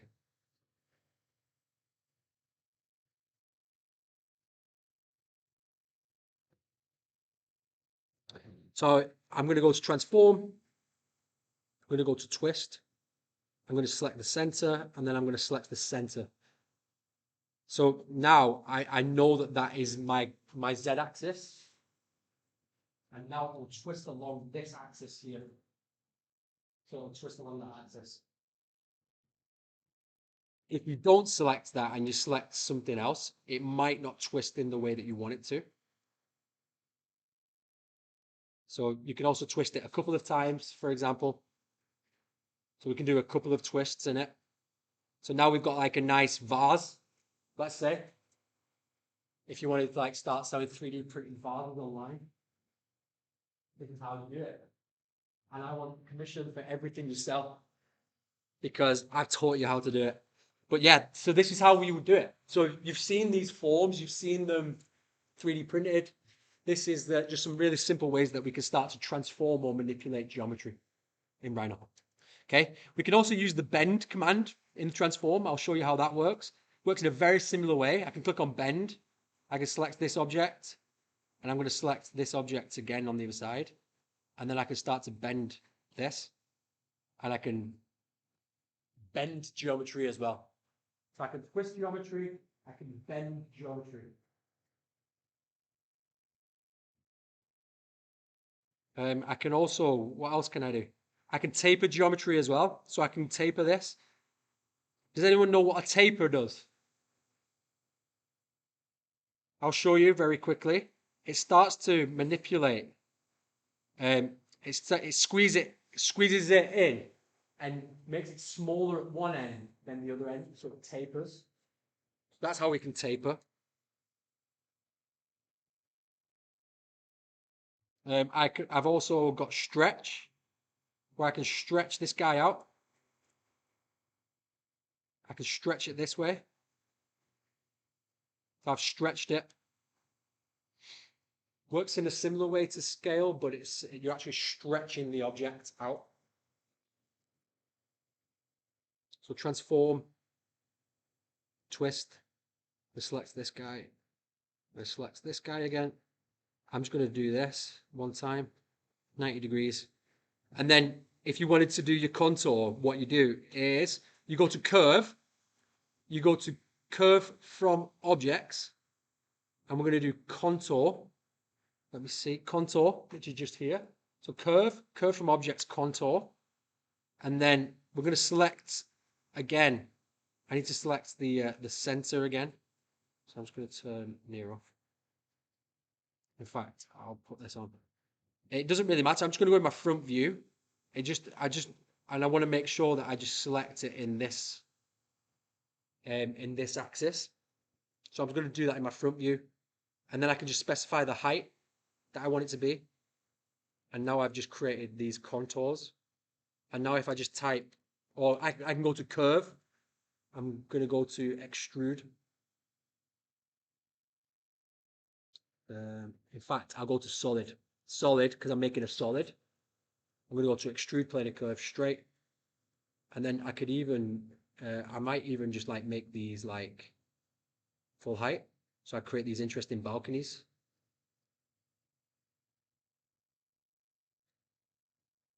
You see? And now I've like created something that has these like interesting balconies on it, let's say, that I can then start to create into architectural form.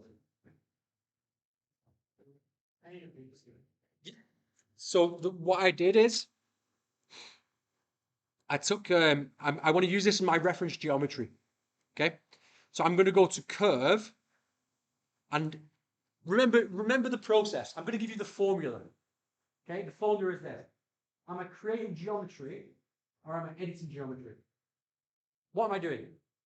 If I want to contour, what am I doing? Am I editing geometry? I'm not editing what's already there, so what am I doing? I'm creating something new.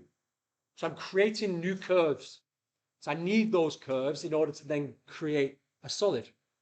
So in order to create that curve, I go to my curve menu, and I'm going to go to curve from objects. And I'm going to use the contour command. I'm going to click on the contour command. And then if you look on the right hand side, you remember the little tip I gave you earlier? It shows us here how to do that. So if you cannot remember anything that I say today, but you just have these like vague ideas, if you click contour, on the right hand side over here, it's going to tell you what to do. So if I'm not there to tell you or show you, this is a little tip. It's there on the right hand side if you open up the help menu. So let's just follow the command now. It says select the objects for the contour. So I'm going to select the objects that I want to contour. And it says press enter. I'm going to press enter. So contour base point. So it needs to be somewhere around the bottom. And I want to do this in my front view because I want to stay in the X and the Z axis. I want to make sure it's in the Z axis. If it wasn't in the Z axis, you'll see that the contour might start to go at a different angle, which is something that I might want, but I might not want that. Okay? So I need to make sure it's in the Z axis. So as I'm doing that, I'm going to go in the front view so I remain in the Z axis. And I'm just going to click at the bottom. I'm going to make sure ortho's turned on so I'm going in a straight line. And I'm just going to click anywhere along the Z axis. Now it's going to ask me for my distance between. I'm just going to eyeball it right now. I mean, I could be more specific and type an actual dimension. I'm just going to eyeball it right now and say that this is the rough idea. I'm going to click and click again. And now it's just create that contour at those distances. Okay? So now I have these selected. I'm just going to drag them off to the right so you can see. So you see that? So now, what do I want to create? Am I creating something, or am I transforming something, or am I editing something? I'm creating. What am I creating?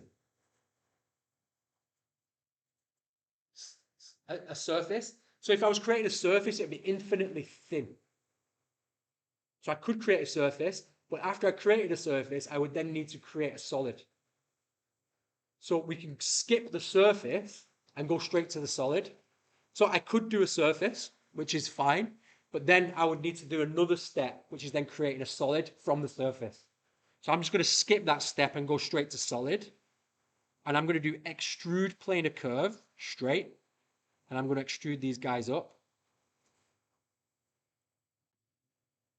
And now I've just extruded up straight into a solid. If I did surface, watch what happens. If I do surface, well, what's going to happen? Can anyone tell me?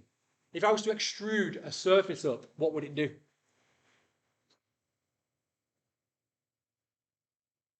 Surface. It would what? Would it make a solid? Or would it just be a surface? It'd be just a surface. It'd just be the ring around. Let me show you. So if I do extrude, curve, straight, you'll see it will do just the surface. So it has no, it's not watertight, it's not enclosed, it's just a surface. Does that make sense? Okay. Just check the chat, make sure no one's struggling. Okay. Any questions about this? Okay, so let's just do a little pop quiz. If I wanted to create curves, how would I do that? If I want to create a curve, draw it how? Where would I go? Show me in Rhino, tell me. From the curve menu. So if I wanted to draw a curve, I'll go to the curve menu here. Okay?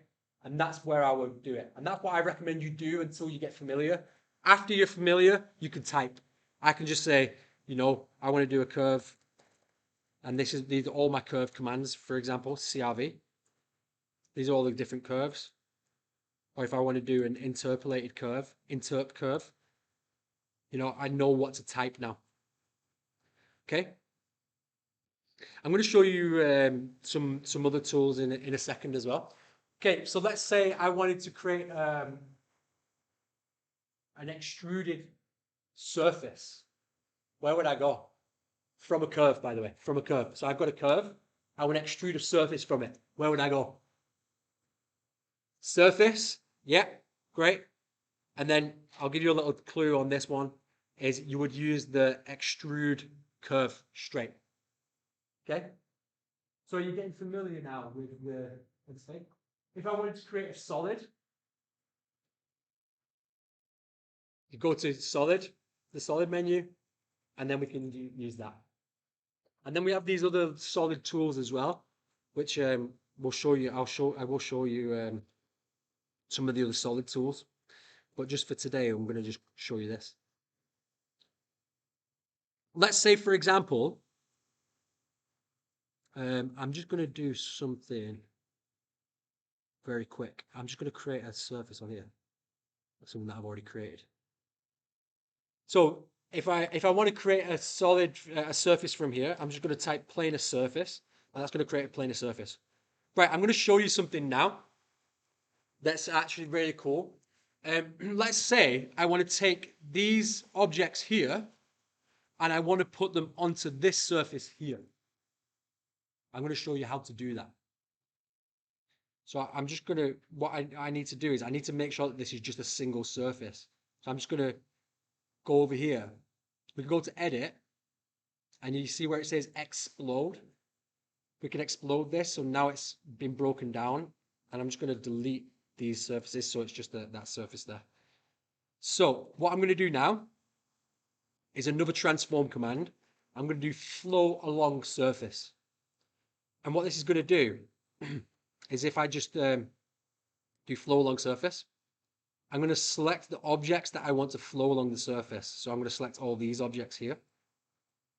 And it says press enter when done. I'm going to press enter. And then it's going to say select the base surface near the corner. So I'm going to select it near this corner down here. So this is my base surface. And then I'm going to put it on my target surface near the corner.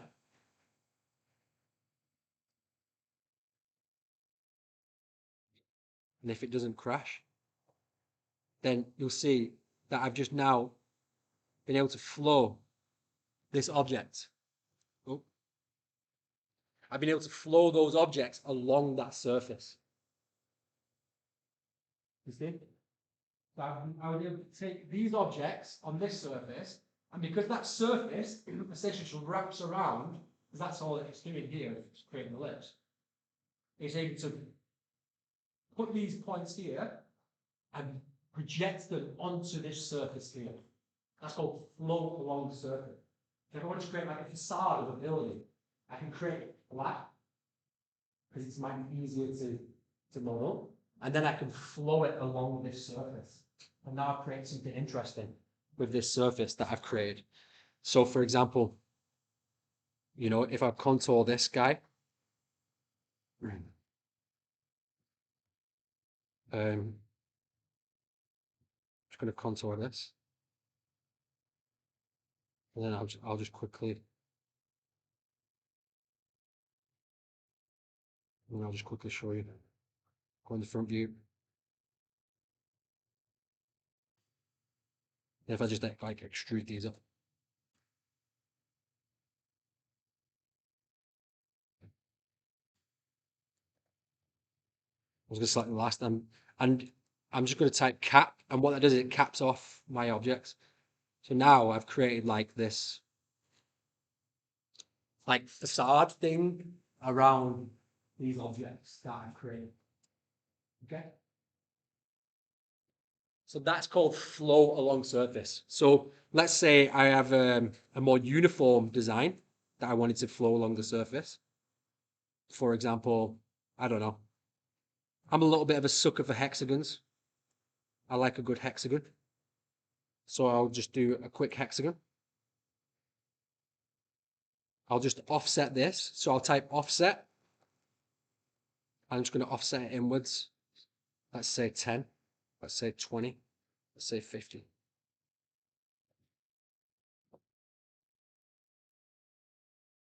And then what I'm going to do is if I want to make this solid, where would I go? Solid. And which command? Extrude planar curve. Well done. So I'm going to extrude that up. And then what I'm going to do is I'm just going to copy that really fast. By the way, excuse the fact that I'm being fast. I just wanted to just show you this really quickly. So I'm just going to copy this across. And what you'll see how fast you can get with Rhino when you start to be able to copy stuff. So I'm just going to type copy again. And this time I'm going to go from this corner here. And I'm just going to select that guy. That guy.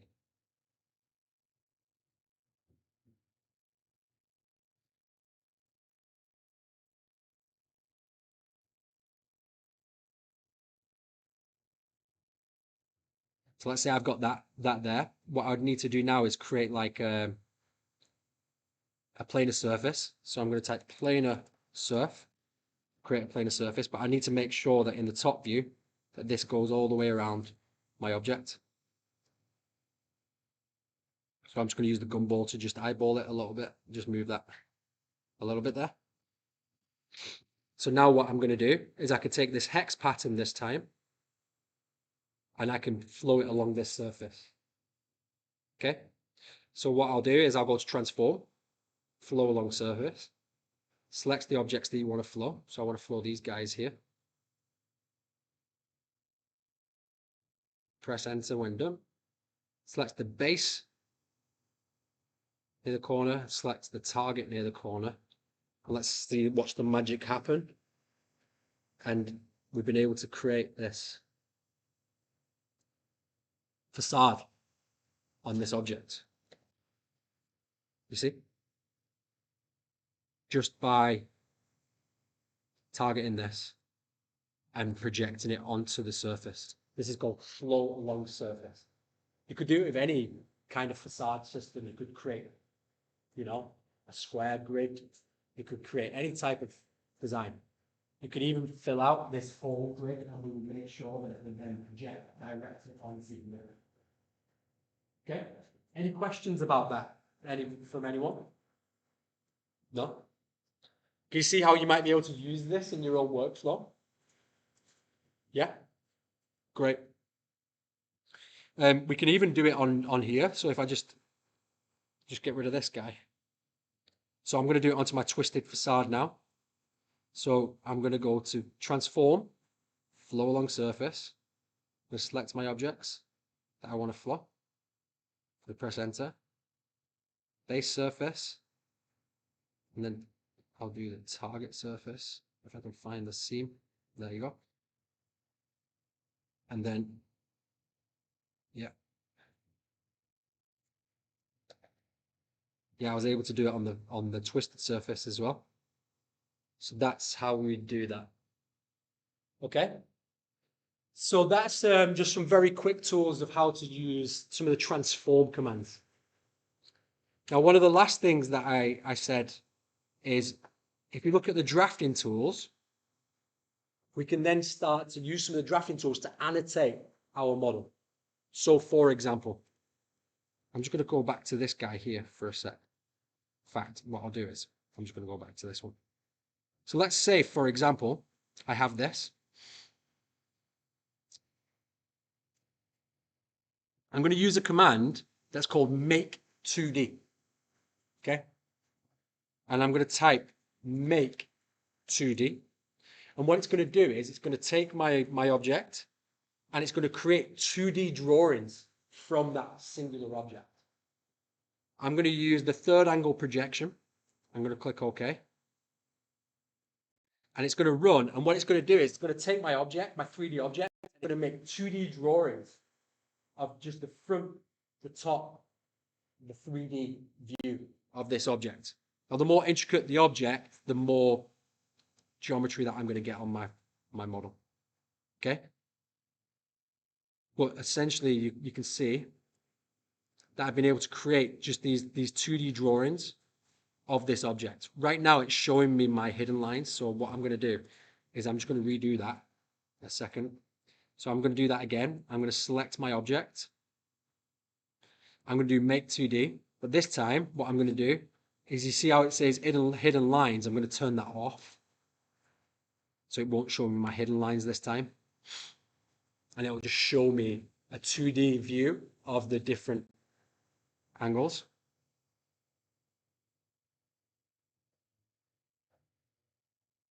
And now you see, if I go to my top view, I've got this these elevations of this tower that I've created, let's say, as drawings. So now if I wanted to print those off, I could go to my layout that I created earlier. I can double click in here, make sure this is the top view. I can go and find my objects and put them into my drawing, for example. And now I have this in my layout. Yes. So in order to change the scale, I can just double click on here, and over here on the right hand side, I have this detail menu, which gives me my object's details. And you see where it says layout and model. Right now it's at 1 to 13. So if I did like 1 to 10, that's like a scaled model now, a scaled drawing. Because over here it says 1 to 10. So if I double click again to go out of paper space, so that's like a 1 to 10 scale drawing now at that scale. If I wanted to put annotations on it, I can go to drafting. I could do like a linear dimension, for example, and I can just draw out my dimensions in this area. So this is my third, my fourth function that I would perform, which is annotation. So if I'm annotating, then I can use the drafting command up here, and I can start to annotate. So that's where we got the make 2D.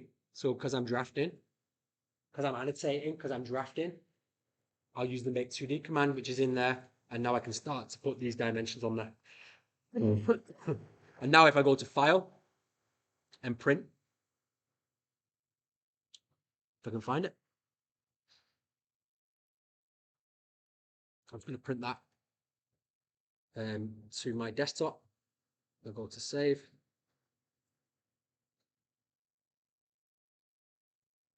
And then we've got page 1. So I'm just going to open that up. And now we have a drawing.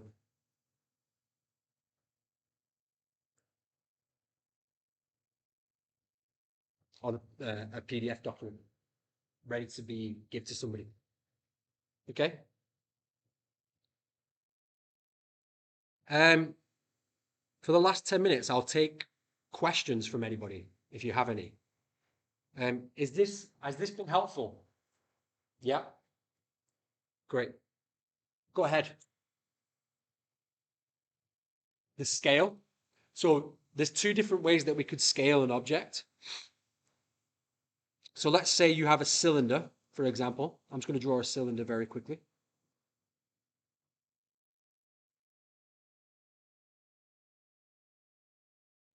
So there's different ways that I could scale this object. So I could use the gumball down here if I just want to do it by eye. I could turn the gumball on and select the object. You see these dots on the page. So each of those dots represents a different scale axis. So I could do scale that way. I can do scale this way. I can do scale this way.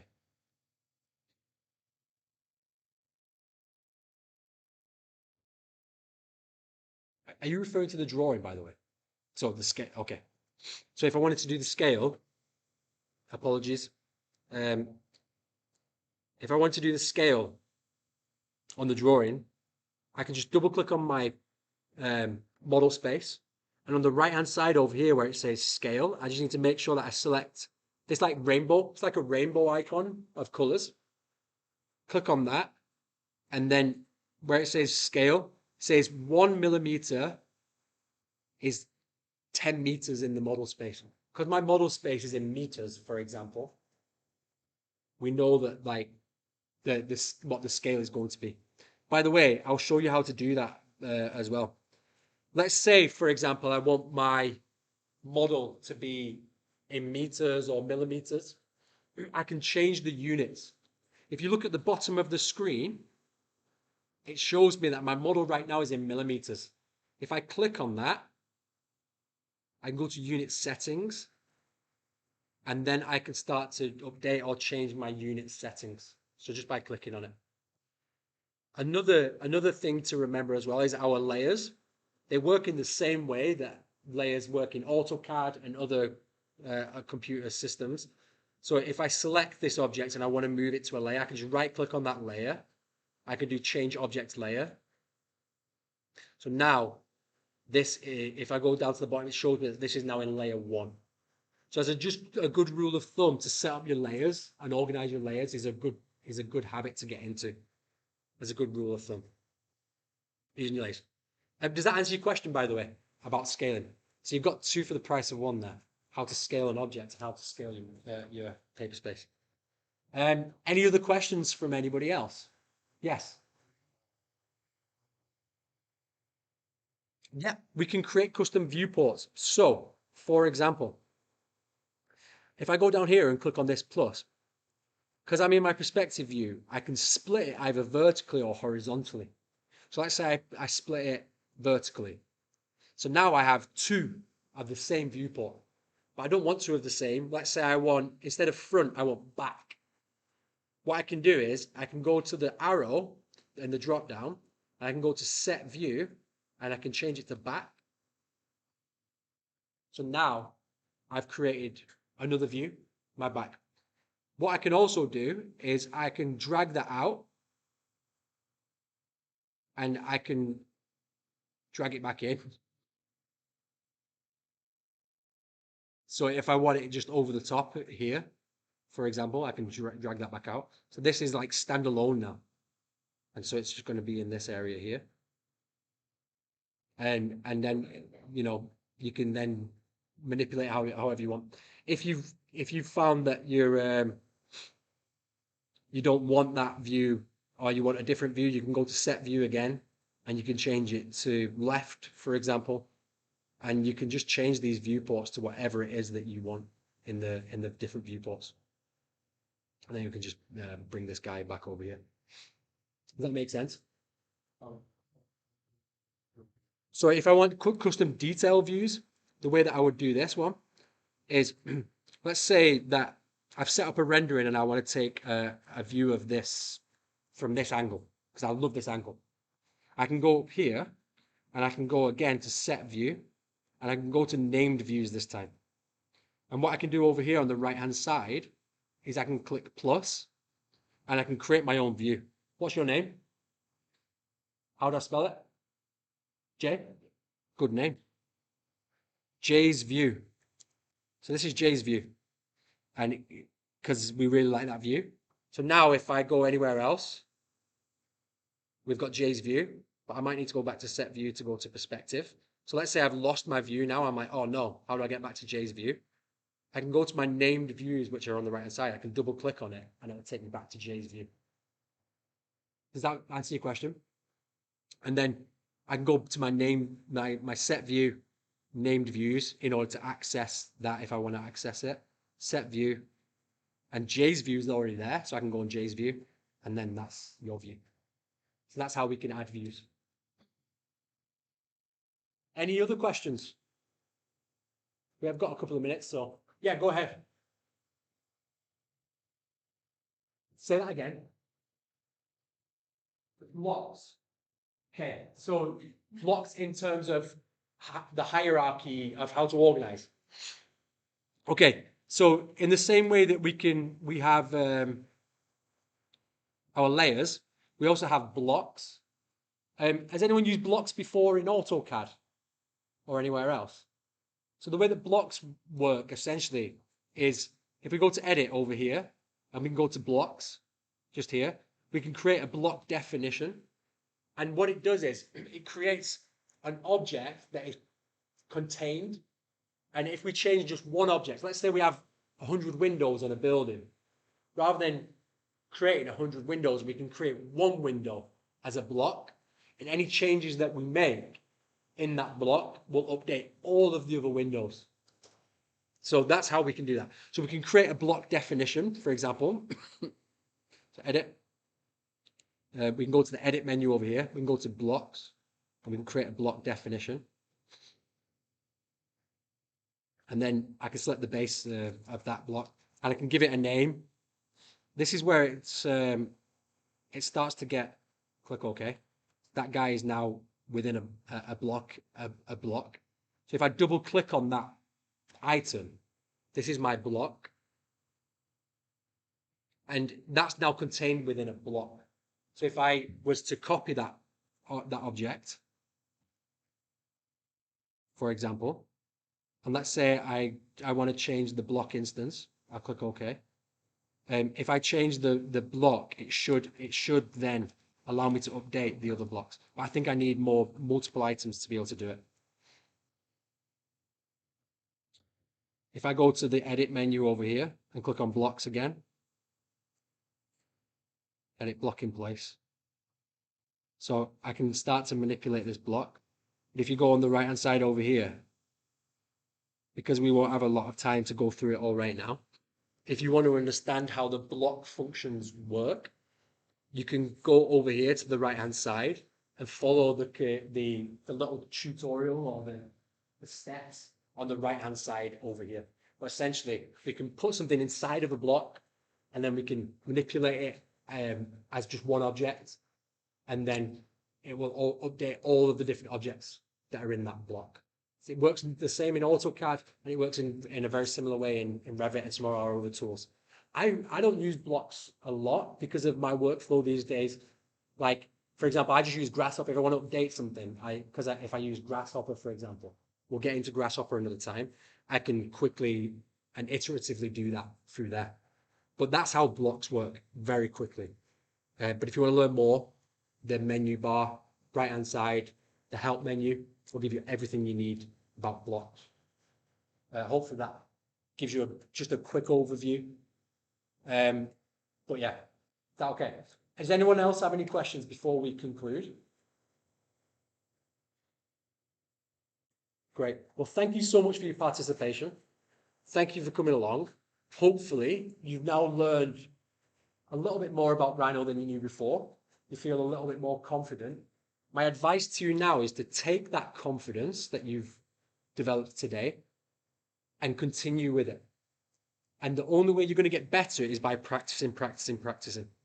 I'll just very quickly see, we've not got any questions on the group.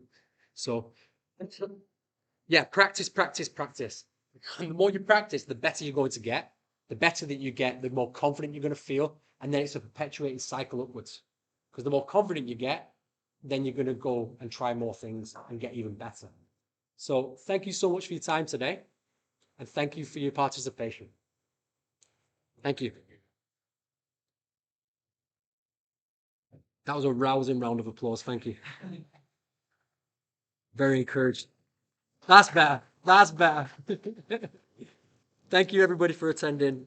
And we're going to put the video online so you'll be able to follow along. Thank you. Go ahead.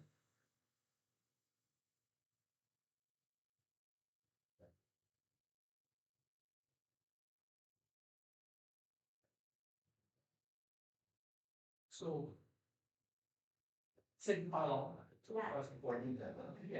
that's one thing. And sometimes Rhino will create like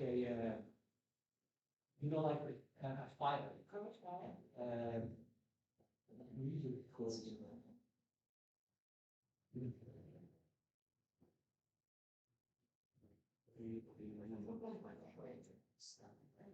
we usually say them or say, actually,